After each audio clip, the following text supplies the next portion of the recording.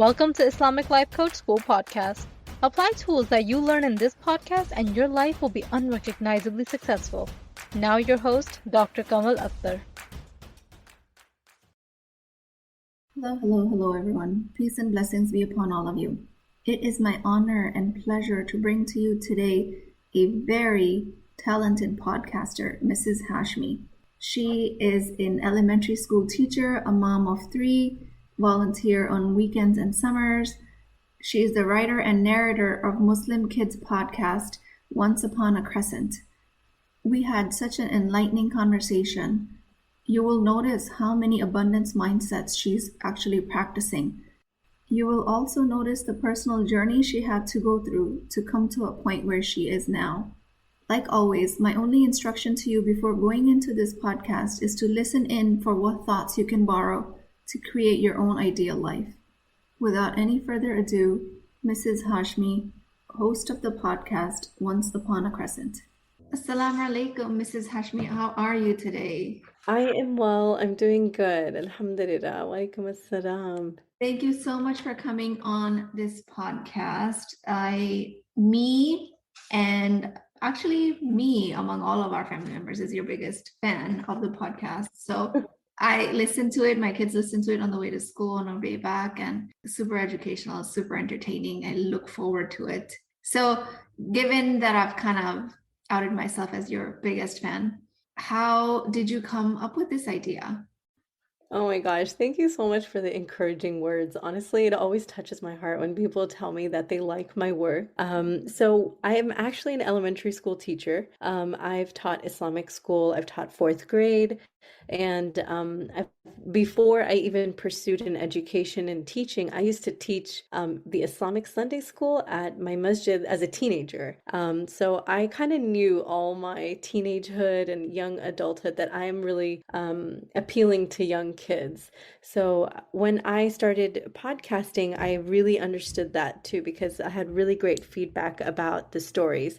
But what really sparked it was my own kids. So when the pandemic started, my kids started listening to little stories for tiny people. It's like a bedtime story podcast. And my then 8-year-old, he had so many questions about the stories that he would listen to. And he would talk about, oh, Mama, what does this mean? What is a stepmother? What is a stepfather? What is Valentine's Day? And he was at an Islamic school. So he wasn't really fully exposed to like mainstream American culture. But I would say that really sparked my motivation to create my own stories. I was like, we need stories for Muslim kids that they can relate to.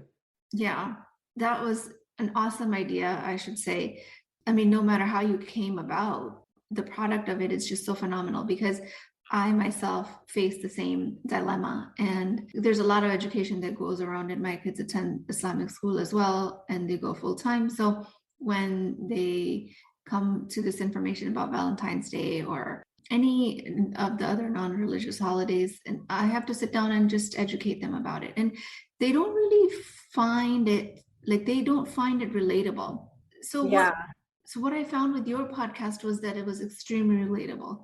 And especially that one episode where they were having a very chaotic time at the masjid, and I think it was called Mayhem at the Masjid or something like that. Yeah, Mayhem at the Masjid. That's one of my earliest episodes. Oh my gosh.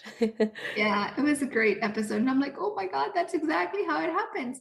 And it was so beautiful to see the look in their faces, because you could tell that whatever you were saying, it was familiar to them and they felt right at home. Yeah, it's funny because I also try to like incorporate themes that I think kids are already exposed to in the real world. I remember I wrote that episode right around the George Floyd incident that happened, and there was like the Black Lives Matter movement that was really at its peak during the summertime. And I remember thinking like, man, this is racism, and how would you talk about racism with kids? And I always wanted to like make a story that helps bridge that understanding between kids and adults, like something that will spark meaningful conversation, right? Like, how do you talk about these difficult things with children? And I did the same thing with like Palestine as well. Like, there's a episode that I did, Dino Land, defending Dino Land. So the parallels in that story, like there's a dinosaur group and they're being pushed out of their land, and they have to defend their land and things like that. And I felt like, if there is a way to casually bring up these heavy topics, then it should be through like a lighthearted story. So that was kind of the motivation behind that, to talk about racism and how just because we look differently, and even any given masjid you go to, right, you see shades of people, mashallah, and it's a beautiful thing. And if as a parent you can highlight that to your kid before they're exposed to the ideas of like superiority and stuff like that, then I think you're like getting ahead of it and you're doing something about it, like kind of doing your part to touch on that topic. Yeah, I saw those parallels that you were talking about. And initially, when I started listening, especially to the Dino Land episode, I'm like, how is she going to make that connection? But it was refreshing that you never did. But at the same time, it was so similar that you could tell. And it pretty much pointed to the universal struggle of colonialism, or people taking over other people property just out of superiority complex or whatever.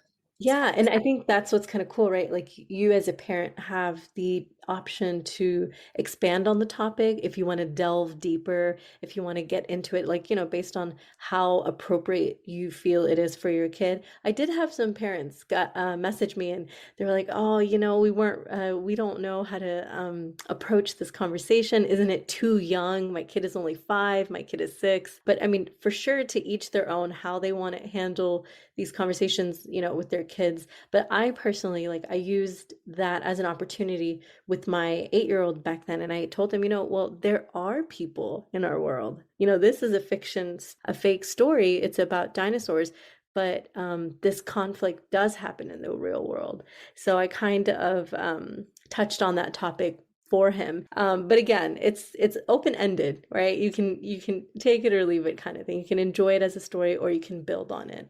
So I love that open-ended part of it, because it's so, the way you narrate it, it's so imaginative that you can literally place it in any area of your life and reference it. Okay, so this is kind of like, oh, remember we heard about it in the podcast and Mrs. Hashimi was talking about it, and it quickly connects to many areas in your life.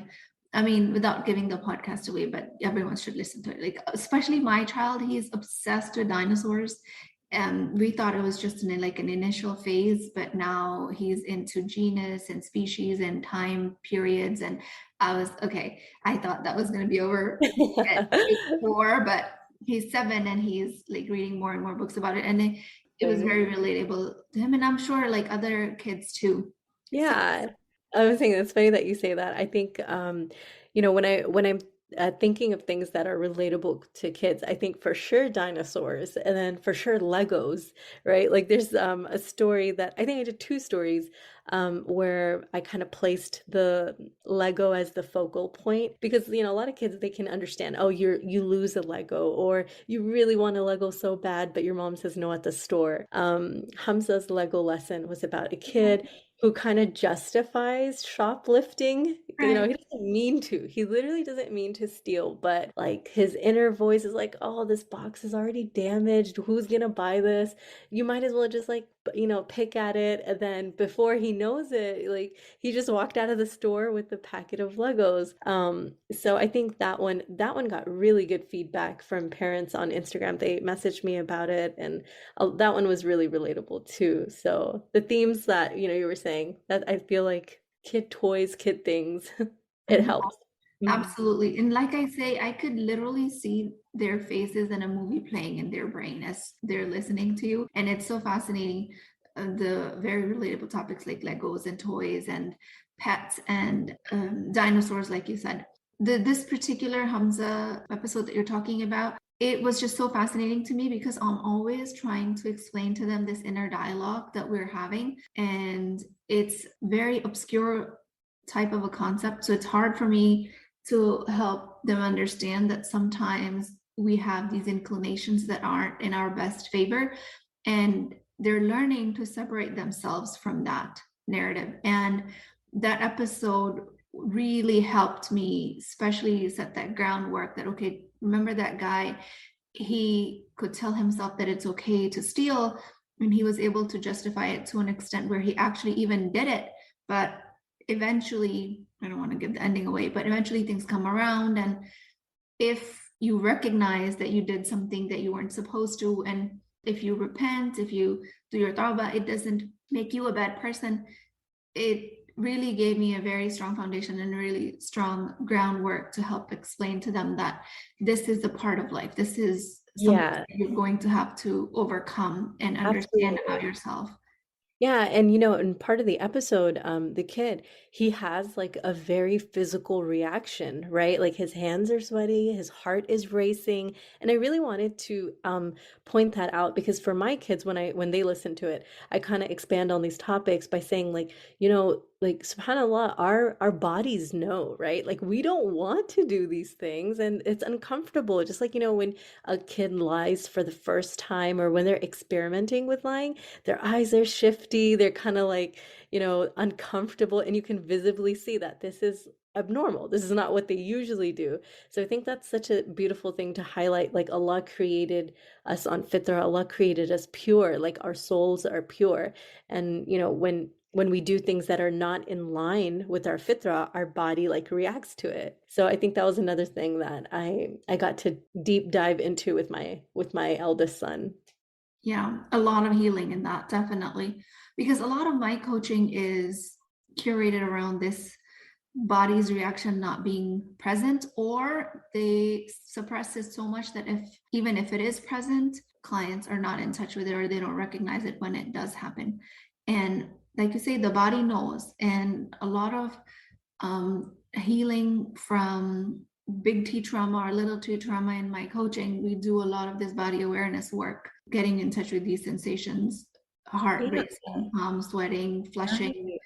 And imagine teaching these things to a kid, right? To give them the tools before that trauma even hits. Like this is how you may respond to something that doesn't line up with your morals or your values. And what do you do then? Who do you go to? And I think that narration that I really aimed for was that the mother was like the safe space, right? He Yeah. was comfortable to confess. His mom didn't have like this shaming reaction to it. And it was funny because my sister-in-law, she messaged me and she was like, "Oh my gosh, my kids are saying, Mama, you'd be so mad." And I'm like, okay, the moms and the dads in these stories are ideal. Even I try to like push myself to be reflective of that. But I mean, the big picture was that so long as like, you feel comfortable with expressing those I guess those mistakes, those mishaps, then you'll be guided right back to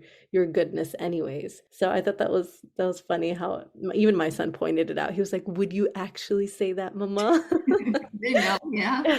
I know. No, but that's our journey as parents, and may Allah subhanahu wa ta'ala make us all improve as parents. And when I heard that episode, and I had a lot of self-reflective moment in that part as well, where I was like, okay, I would definitely be shocked if my kid did that. And then I would be thankful if they found it safe enough to come to me, that right, and that to stay out of that judgment, because they have their own judgment going on. They don't need more from me. They need guidance. They need what the next step is Yeah. without being in that shame. So, Absolutely. And I think like the gravity of that deed, right? We as adults, we as parents, like we attach like this weighty gravity, like, oh my God, they just stole this. What are they going to do tomorrow? Are they going to end up like this random person who steals from people and ends up in jail? Like we let our like, mind go racing and we attach those labels.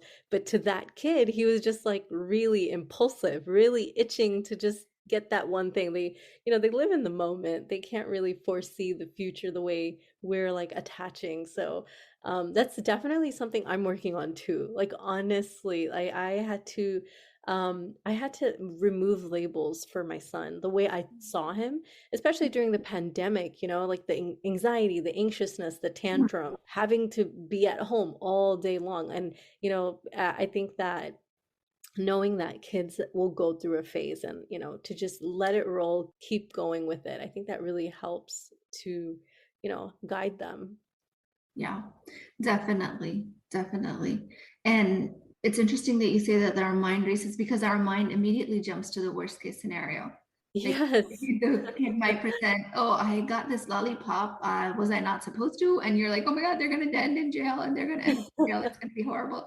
And it's really like we gotta compose ourselves. And definitely a journey, definitely something that I'm working on. I've gotten much better, alhamdulillah, and I'm able to coach other women around it as well. Especially this doomsday scenario that our mind builds is just so, our mind is so good at it. And there's a lot of mind management that goes in with all of these. I wanted to ask you, is it your kids that come on the podcast with you when I hear the children's voice? And who's the male voice in your podcast? Yes, so it is my kids. It's so sweet to hear like my 2-year-old. She was 2 back then, but now she's like 3.5. You can kind of hear the progression of her vocabulary. Mhm. Um, so yeah, they've all been on it. My 10-year-old who's 10 now, but 8 when I started, and then my 5-year-old, and the male voice. Oh my gosh, it's so interesting how I came across him. He's actually a podcaster too. He's from Australia. His name is Ali Memon, and he has a podcast called Corporate Majlis. It's like young professionals, how to like about career growth as a Muslim. I was a visitor on his podcast. We talked about like, what I'm doing and how I want to go about with my stories. And just on the side, he was like, "Hey, if you ever need another voice, I have my podcast set up anyways. It'd be super easy for me to just record a tidbit here too." But it turned out that he actually very much enjoys voicing characters, like, and he's so good at it. He was the dinosaur, he was the Yeah. bear. He's like the baba in a few of the episodes, and totally voluntarily, like, Mela reward him. He has a daughter of his own that listens in, and she gets excited when she hears her dad. But subhanallah, Allah finds ways for you, right? I've always kind of wondered about that. I'm like, man, how am I gonna bring in like an X factor? It's just me at this point, my voice. So, sometimes the kids will come and go, Yeah. but I feel like that door really opened up for me, and he's available, alhamdulillah, to just voice however I see fit. Yeah, it is. He's so vocal, and I love the his voiceovers and the character. It just comes to life in his voice. It's incredible, and definitely he has a great talent in that regard. So when you say things kind of open up for you, doors kind of open up for you, did you have any doubts before you started this or while you're doing it? And if so, how do you overcome them?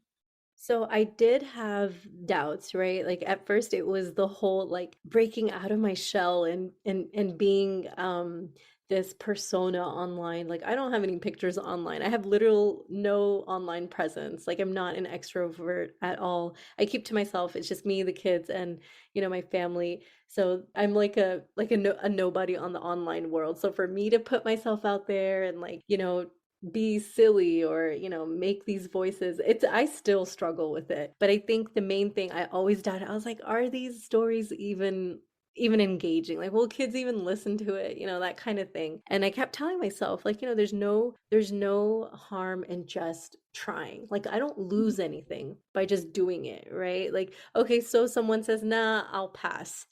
Everyone has the right to say that, right? They should be able to say this is not my cup of tea and move on. Like that's not really a reflection of me. I'm going to put my best foot forward, and it'll be good enough for someone. If it's good enough for my kids, if anything, they'll listen to it. There'll be one subscriber and listening in. So I kind of went in with that mindset, like no expectations, if it's good on everyone else. If they want to hear, if they want to tune in, if they don't, it's all good. But after a year of podcasting, I think I came to a point where I'm like, oh man, this is very time consuming. It was like 8 hours, right, for me to publish. It takes me about 8 to 9 hours to put a story out there, writing a story, narrating it. I do all my editing myself. I do the sound effects myself. I have like, it's kind of like a one woman show. And I kept struggling with this idea of whether I should continue or not, or if I even have the time.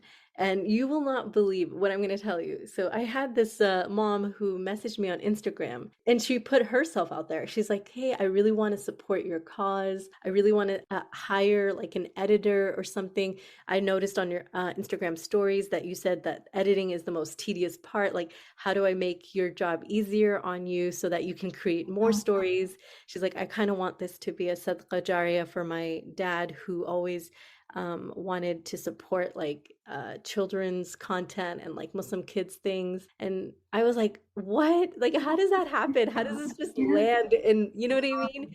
Yeah, subhanAllah. And, we got in touch, and, the person that I am, I'm like, no, I'm okay. I got it. I got it. And she kind of picked up on that vibe. She's like, look, you're going to be helping me because I want to do something good on my late father's behalf. She's like, whether you take it or not, like, I still want to help. And I was like, okay. And I just kind of pushed through. And she paid for the editor who edited and cleaned up some of the episodes for me in season 3. And that saved me like 4 hours. Truly, it saved me like 4 or 5 hours, if anything.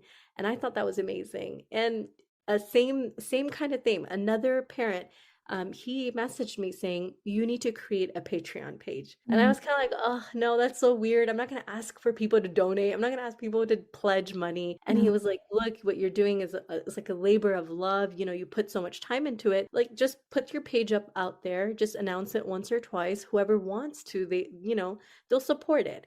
And, like, alhamdulillah, 6 months later, I'm like, wow, that's amazing that people want to, like, support this. If anything, it's like extra coffee in during the month. And I'm Yeah. like, oh, this is nice. These are from my parents that support me. Yeah. I don't know. It's a moral boost for sure. Yeah.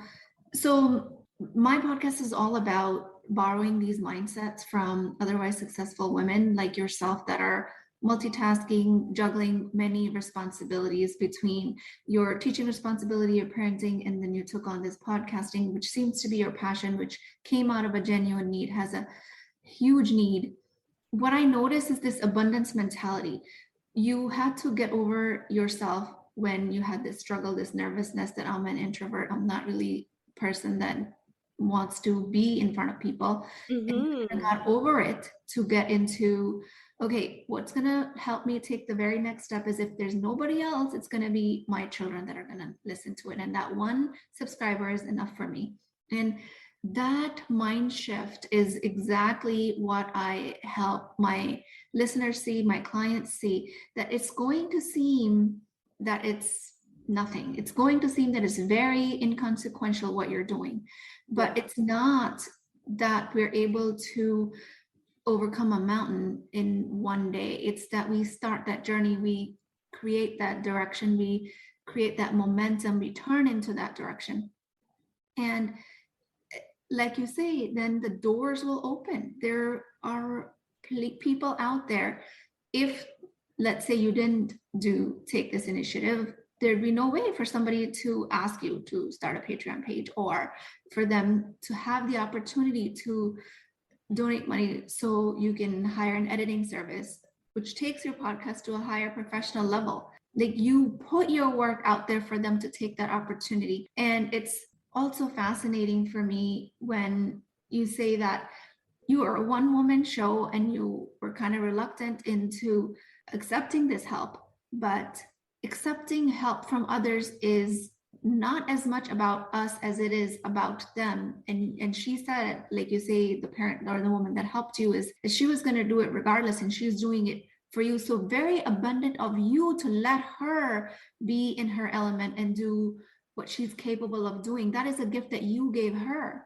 That's a really nice way to see it. Yeah, subhanAllah.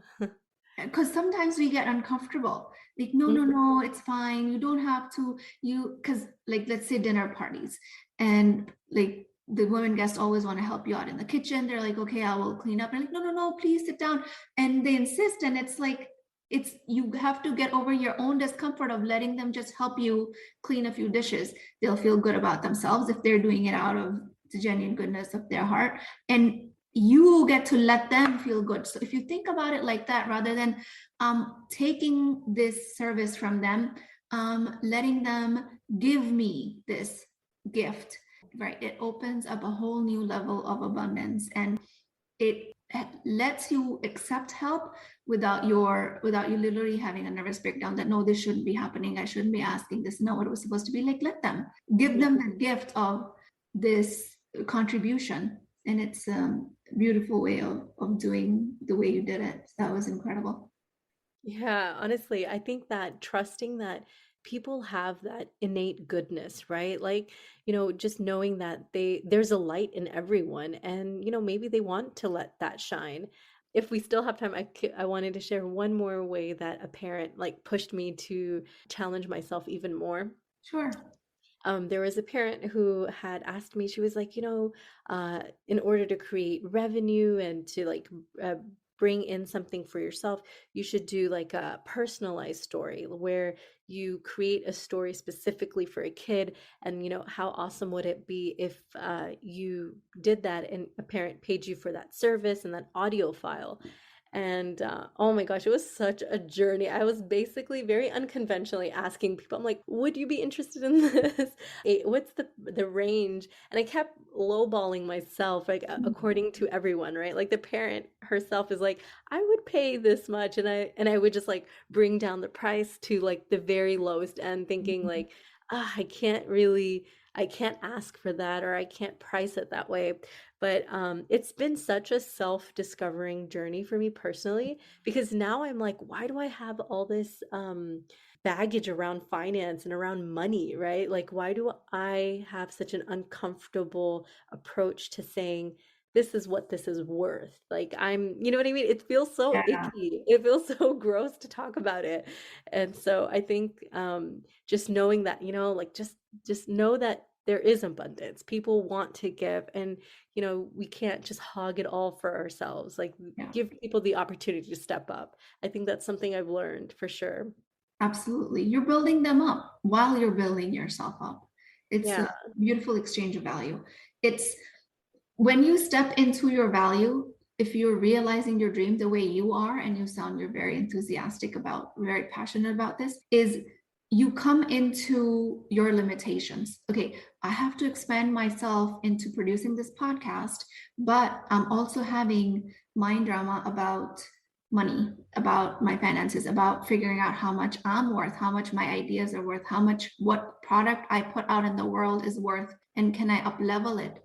Do people value it? If they don't, why not? Can I redesign my product to Hmm. something that people value? And this relationship with self-worth as even exchange of value with money, with entrepreneurship, like you say, self-discovery, that's a huge, very deep term, because you don't come into this path of self-discovery if you're just not realizing your dreams. Yeah, and if you're not doing anything about it, right? Where are you gonna get that push, and when are you gonna challenge your own thoughts about it? Correct. Exactly. So So true. to me, that is the real life of Ihsan. To me, following that North Star of yours and then aligning yourself with your highest value that, okay, this is what is acceptable in Islam, this is what my values are, and this is how I'm going to generate value. Whatever exchange of value, money most often is the most common exchange token of exchange of value, but there are other exchanges of value, like the podcaster that you found or this parent that donated editing time. It really expands your horizon, and I want you to help us just take this a step further, because like you say, you don't have any pictures online, and women are stuck in this black and white mentality, especially Muslim women, that if they have to pursue their dreams, that somehow they're exposing themselves, and then all of a sudden their nervous system is shocked that this is not what I'm used to, this is difficult. And how would you help them come to terms with this dichotomy of you can't keep conservative values and you can add value to the world? Yeah, absolutely. I think that, for each person who has that dilemma, I think for sure you have to ask the hard questions like, am I just hiding behind this idea so I don't get uncomfortable because I fear failure, or because, you've been conditioned to just like be in a box because anything outside of that box is like, immodest, or you've been shamed for it at some point and you're like, no, I'm not that person that's so extroverted and so out there. Um, but subhanAllah, there's so many times that even I'm like rechecking my intentions, talking to myself internally, like, what am I doing this for? Who am I doing it for? Am I just sitting there like refreshing to see if I have comments or likes? Like, no, none of that, right? Like, you have to pull yourself and be like, no, I'm going to put some semblance of goodness for the sake of Allah. Like, may Allah accept, right? That's something that I've learned over Ramadan, that you have to constantly ask Allah, like, may Allah accept my effort, may Allah accept this good deed. And if we don't ever put ourselves out there and push ourselves to, do those deeds that could come about, then I think we're just kind of stuck. One last thing that I would say is that I still am not online or anything, but I do think about it. I'm like, man, we're in such a digital world. Is it just me that has this hypersensitivity over my face and who I am? Is it me that's uncomfortable with myself because I'm a woman, and I'm like, oh, I don't want to be extra. But who's to say? Maybe in a year or two, I'm like, you know what? I think I'm over this. I think modesty can still be present. I think I can still pursue my dreams. I think this feels comfortable. I feel like I'm shedding layers as the year goes by too. I'm participating like on an interview on podcasts. I'm discussing things with other people, male and female. So I think that I'm not so hypersensitive to where it's like crippling. Yeah. And that's so beautiful. Hypersensitive, it's not so crippling. Excellent thoughts. Also, I want to point out that when you say that you are reinventing yourself, that happens regardless. When you're constantly reorienting yourself, it happens regardless if you have something that you're pursuing passionately or if you're just holding back. It's just that one reinvention is more constructive and one is not so constructive.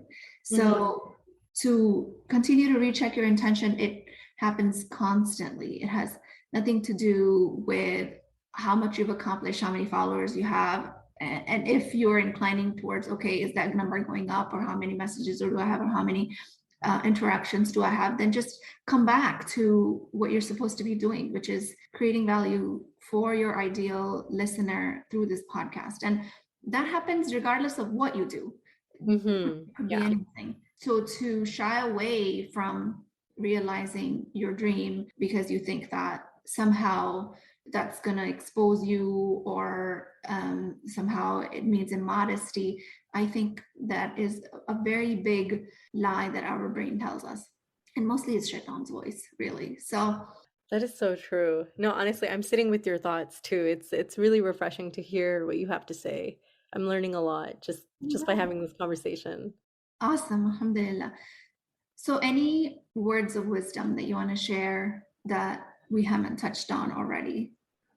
I think that now that I am more involved in, children's content, I'm also doing things at my local masjid. I teach Sunday school at my local masjid. I'm doing like a summer camp with kids that are ages 6+. I'm starting to see the beauty in childhood more and more, and I feel like we just miss out, right? We miss out on the giggles, or like the smiling faces of our kids, or like the annoyances of having kids around. Even that it's sweet. Like when you read the news and you're like consumed with negativity on the media, you're just like, where is that safe bubble, like that innocence? And I really think that if more people like channeled themselves into the eyes of a child, it would be such an amazing recharge, right? Like sometimes I just like put my phone away, and I leave what I have to, and I just get on the floor with my kids and I just listen to them just talk and talk, and like their eyes are lighting up and their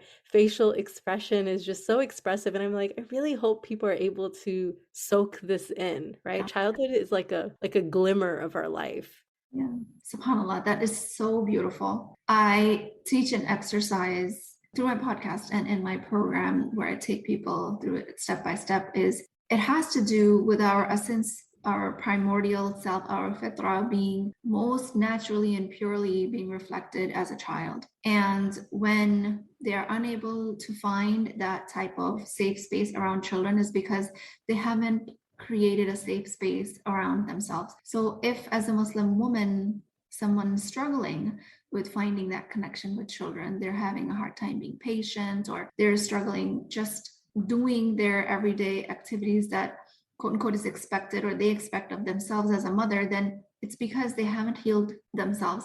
So what I ask them to do is to look at their childhood picture and imagine that pure being. And like you say, that pure being is children, because they don't have the influence of that corrupt voice. They are pure in their essence, and it's the purest form of the essence that a person can see in their lifetime. So Yeah. then to go back and connect to your children at that level, like you were saying, and connect to themselves at that level, and to start seeing that beyond all this facade of what this life created, there is a pure essence, the primordial self. And I totally agree with what you said. It just gives me an idea of how much passion and drive you have behind the work you do. And I can't wait for the rest of your works. I'm so excited. Thank you so much. Honestly, I have one more story for the end of the season, and then inshallah I'll start up again towards the end of the summer. Summer break is a little hectic, but sometimes when the inspiration hits, I'm like, you know what? I'm just gonna go ahead and record my story. But yes, for sure, I'll be uploading the last one for the season in about a week or so. Honestly, your words of validation have been so nice to hear. I'm just like, it's really touching. It almost feels like, it's gonna sound so lame. It almost feels like it's like Allah's way of saying, yes, like go on, you have an impact and things will be easy. Like just keep at it. Sometimes we have those self-doubts, but may Allah make it so that everything that I do is a means of goodness. It's a means of understanding for kids so that they can build their moral compass, inshallah. I really pray that it's khair for everyone. Amen. Thank you so much. That was so beautiful. Thank you very much for your kind words and your time. And you do you, okay? You do the next episode when it's convenient for you. No pressure, even though I'll be waiting, okay? Thank you for having me on. Thank you so much. Thank you. Assalamu alaikum. Wa alaikum assalam. If you're interested in getting coached by me, I'm offering a very affordable opportunity to do that with Wisdom Wednesdays. This is not a course, not a lecture. This is an opportunity for live coaching, real change with Islamic adab and etiquette. You do not need more information. You actually need a space to create change. At $19.99 a month, which is the price of takeout dinner, you as a Muslim woman will create confidence, intimacy, and connection without shame or fear of judgment, because your privacy is my highest priority. So join at www.islamiclifecoachschool.com, resources, Wisdom Wednesdays. I'll see you inside, inshallah.